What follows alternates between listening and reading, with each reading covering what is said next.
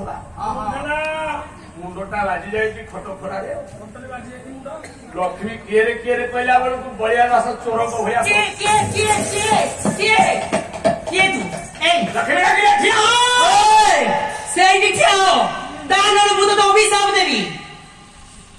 बलिया दास पछू चाहिला थरुछि ठग ठगई बड़ा पत्र भैया थरुछि महाप्रभु जगत कर्ता जगत पिता अछंती जगत माता अछंती बलिया दास उठ थरी जाउछि कहले मां देखि साइलानी मां तो तीनटा रूप कहले सत्य साधु गीत सरस्वती राजसी च महालक्ष्मी तामसी च महाकाली त्रिपुरारी नमो नमः जे लक्ष्मी से सतगुण रे सरस्वती रजगुण रे लक्ष्मी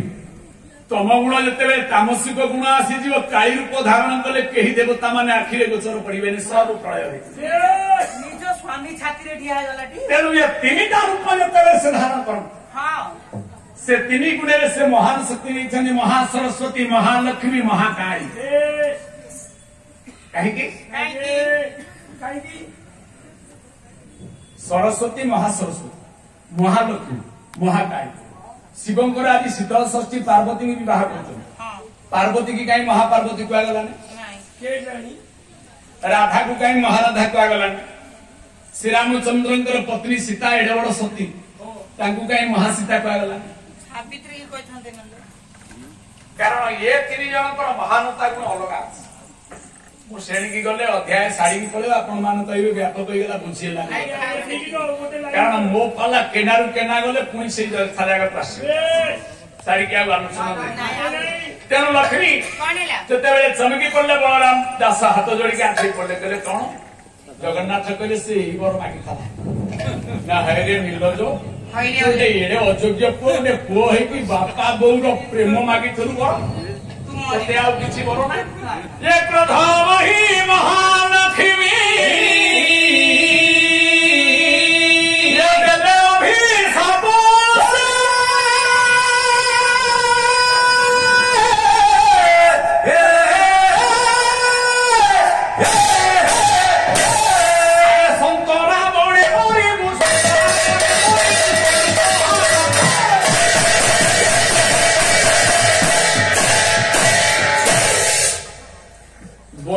बृहत पद्म पुराण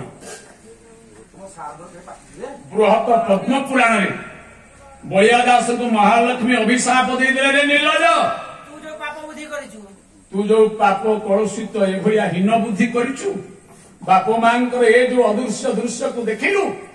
तते मो अभिशाप दउची तो मुहरे कई ठुपे पानी देबेनी संतरा बण ओया बण विष्टा बण रे छटपट होई चित्कार करी क्रंदन करके मरिबू सेठी पड़ी मरिबू मु तो ताजे अभिशाप दउची तू जो पाप बुद्धि करिछु संतरा बण रे पड़ी मरिबू बोले अधा बयस रे संतरा बण रे छटपट होई मरिबो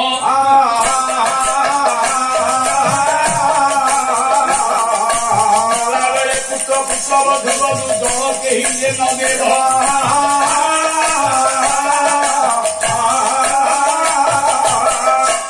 मोला बेले तो बापा माँ पुओ झील नाती ज्ञाती कई मुहरे पानी देवे ना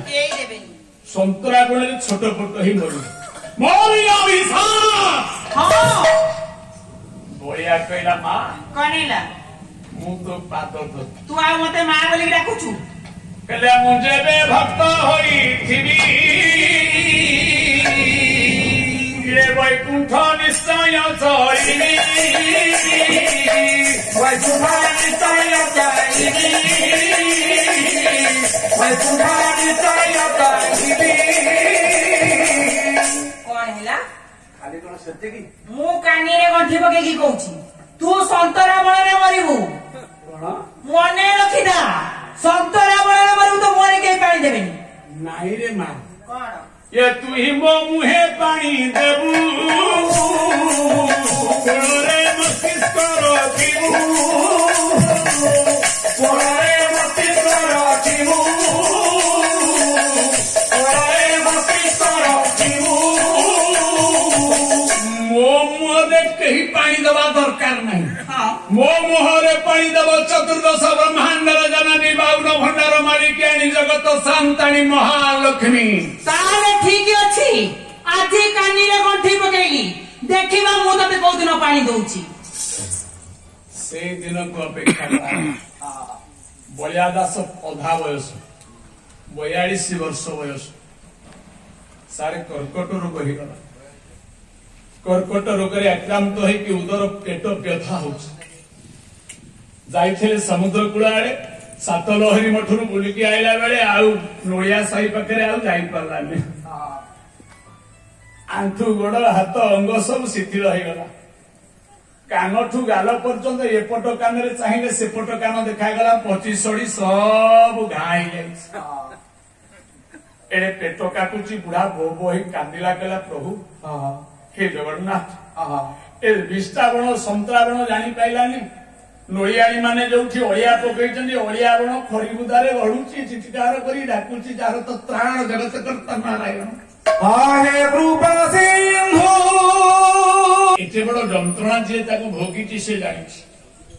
এই উৎকলীয় কলা সংস্কৃতির এক ভাব প্রবাহক গায়ক প্রভারী গায়ক রত্ন লোকনাথ কর অতীতরে এই বিদগ্ধ পালা দৈব কলা বড়িয়া দাস আখির লুহ যেতে আখি ভিতরে নিমজ্জিত হচ্ছে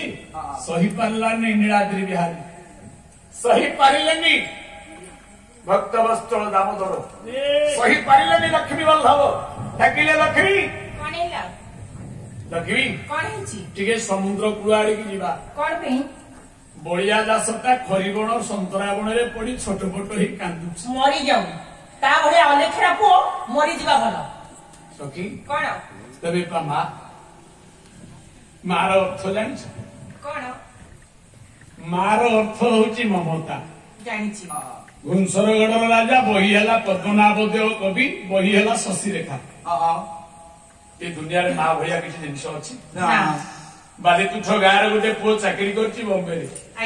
କୋରୋନା ହେଇଗଲା ଛୁଟି ମିଳିଲାନି 2 ବର୍ଷ ପରେ ସିଏ ବି ମୋର ପୁଅ ପୂଜା ଭୁଲ କରିଛି ସେଥିପାଇଁ ମୁଁ ନିଶ୍ଚୟ ଯିବି ଏ ବିଳମ୍ବନ କରି ପ୍ରଭୁ ହେଲେ ଉପସ୍ଥାନ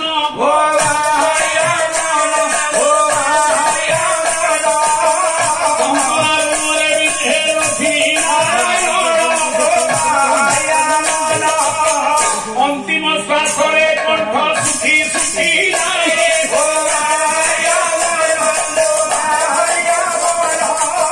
ପଦ୍ମପତ୍ର ଧରି ଲକ୍ଷ୍ମୀ ଜଳ ଯେତେବେଳେ କଣ୍ଠ ଶୁଖି ଯାଉଛି ବଳିଆ ଦାସ ପାଣି ମାଗୁଛି ପାଣି ମୃତ୍ୟୁର ଦ୍ୱାର ଦେଶରେ ଯେତେବେଳେ ଜୀବ ହଲ ହଲ କରୁଛି ବଢିଆ ଲକ୍ଷ୍ମୀ ଠାକୁରାଣୀ ପଦ୍ମପତ୍ରରେ ତୋପେ ପାଣି ନେଲେ ଲୋ ମା ବଢିଆ ବଳିଆ ଦାସ ମୁହଁରେ ଯେତେବେଳେ ପକେଇଦେଲେ ଚାକୁଳ ଚାକୁଳ କରିଦେଲା ପାଣି ଦି ଠୋପା ଢକ ଢକ ପିଇଦେଲା ପାଣି ପିଇଦେ କୋଳକୁ ନେଇ ଆଇଲେ ମୁଣ୍ଡକୁ ରଖିଲେ ଚକାସନ ପକେଇଦେଲେ କହିଲେ ବଳିଆ କୋଟି କୋଟି ଭକ୍ତଙ୍କ ପାଖରୁ ତ ପ୍ରଭୁକୁ ନେଇ ଯାଉଛୁ ତୋ ପାଖକୁ ତୋର ଏତେ ଭକ୍ତି ଅଛି ଏତେ ସମର୍ପଣ ଅଛି କିନ୍ତୁ ତୁ ବେଶିଆ ବାଡିରେ କାହିଁକି ରହୁଛୁ କଣ ବଳିଆ ଏମିତି ପାପ ବୁଦ୍ଧି କାହିଁକି କରୁଛୁ ଏ ପାପ ଏ ହୀନବୃତ୍ତି କାହିଁ କରୁ କଣ ବଳିଆ ତୋ ଭଳିଆ ସାଧୁ ତୋ ଭଳିଆ ସନ୍ଥ ତୋ ଭଳିଆ ସାଧକ ବେଶିଆ ବାଡିରେ ତ ରହିଲୁ ଆଉ ବାପ ମାଙ୍କର ଏ ପ୍ରୀତି ଦୃଶ୍ୟ ଦେଖିବା ପାଇଁ କାହିଁ ଏତେ ବଡ ହୀନ ଲାଳସା କରୁ କଣ ବଳିଆ ଯୋଉ ପ୍ରଭୁକୁ ସିଂହାସନରେ ରଖିଦେଲୁନୁ ଏମିତି ପାପ ବୁଦ୍ଧି କାହିଁକି କଲୁ ରେ ବଳିଆ ଆଉ ସେଇଥିପାଇଁ ଆଜି ମୋ ଅଭିଶାପ ଭୋଗ ହେଲା ତୁ ବୈକୁଣ୍ଠ ଯିବା କଥା ଦେଖେ ପ୍ରଭୁଙ୍କର ଭକ୍ତ ତୁ ଆଜି ସନ୍ତରାବଣରେ ଛଟପଟ ହେଇ ମଲୁ ମୋ ଅଭିଶାପ କଣ ବଳିଆ ମୋ ଅଭିଶାପ ତତେ ଫଳିଛି ନା ନାଇଁ କଣ ବଳିଆ ମା କଣ ହେଲା ମୋର ତ ତଣ୍ଟି ଛରି ଯାଉଛି ହଁ ବଳିଆ ଜନ୍ମ ହେଲେ ତ ମରିବାକୁ ନିଶ୍ଚିତ হয় ଏ ଦୁନିଆରେ ମୁଁ ରହିନି କି କେହି ରହିବେ ନା ରହି ନାହିଁ କେହି ରହିବେ ନାହିଁ ସନ୍ତରାବଣେ ମରିବ ମୁଁ ସନ୍ତରାବଣେ କାହିଁ ମରିବି ମୁଁ ବୈକୁଣ୍ଠରେ ମରିବି ଆରେ ବଳିଆ ତୁ କଣ ଦେଖିପାରୁନୁ ଦେଖେ କେମିତି ବିଷ୍ଠାଗତାରେ ଶୋଇଛୁ ସନ୍ତରାବଣ ଭିତରେ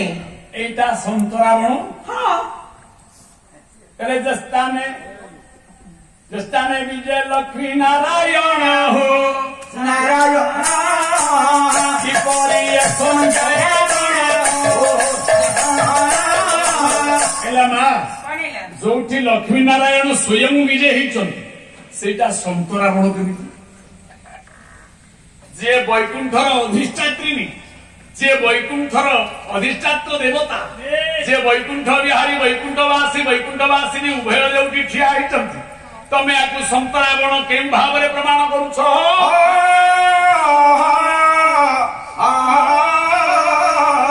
ମା ପାଦ ପାଇଁ ଜୋତା ତିଆରି ହେଇଛି ନା ଜୋତା ପାଇଁ ପାଦ ହେଇଛି? ମୁଣ୍ଡ ପାଇଁ ଟୋପି ହେଇଛି ନା ଟୋପି ପାଇଁ ମୁଣ୍ଡ ହେଇଛି? ସେ ବୈକୁଣ୍ଠପୁରେ ଯେଡେ ବଡ ପାହାଚ ହେଇଥାଉ, 22 ପାହାଚ ଥାଉ, 23 ପାହାଚ ଥାଉ, ଯିଏ ଥାଉ, ହଳଦିଆ ହେଇଥାଉ, ନାଲିଆ ହେଇଥାଉ, ଡେଙ୍ଗା ହେଇଥାଉ କି 10 ମାଲା ହେଇଥାଉ, ମୋର ସେଥିରୁ କଣ ମିଳିବ? ମୋର ତ ବୈକୁଣ୍ଠ ବିହାରୀ ବୈକୁଣ୍ଠବାସିନୀ ମୋ ପାଖରେ। ତେଣୁ ପାଦ ପାଇଁ ଦରକାର ଜୋତା, ଜୋତା ପାଇଁ ତ ପାଦ ଦରକାର ନାହିଁ। ଏଠାରେ ବିଜୟ ଲକ୍ଷ୍ମୀ ନାରାୟଣ ହୋ ସାଧୁ ମୁଁ ବୈକୁଣ୍ଠପୁରୀ ଚଳିବି, ଏଇଟା ମୋ ପାଇଁ ବୈକୁଣ୍ଠ। ତୁ କହିଥିଲୁ ତୋ ମୁହଁରେ ପାଣି ଠୋପେ ଦେବାକୁ ତ ଜ୍ଞାନୀ ପରିବାର ନଥିଲେ। ମୁଁ କହିଲି ଜ୍ଞାନୀ ପରିବାରଠୁ ମୁଁ ପାଣି ପିଇବି ନାହିଁ, ମୋର ନିର୍ମାଲ୍ୟ ଦରକାର ନାହିଁ। ଯାହାକୁ ସମର୍ପଣ କଲେ ନିର୍ମାଲ୍ୟ ଜନ୍ମ ହୁଏ, ମୋର ନିର୍ମାଲ୍ୟର ଜନନୀ ଦରକାର। ତୋ ହାତରୁ ପାଣି ପିଇ ନା ହାଇରେ ଅଳ୍ପ ପଇସା ବୁଦ୍ଧି କାହିଁ କଲୁ? ବେଶିଆ ବାଡିକି କାହିଁକି ଯାଉ? କଣ ବଳିଆ ଜଗନ୍ନାଥ ସେଇଠି ବୁଝେଇଦେଲେ, କହିଲେ ଲକ୍ଷ୍ମୀ ବଳିଆ ଦାସ ପ୍ରୀତି ଦେଖିବାକୁ କାହିଁକି ବର ମାଗିଲା ଶୁଣ। କୁହନ୍ତୁ। ବାପ ମାଙ୍କ ପ୍ରୀତି କାହିଁକି ଲେଖିଲେ ଜଗନ୍ନାଥ ଦାସ? ପିତା ମାତା ସଂଯୋଗ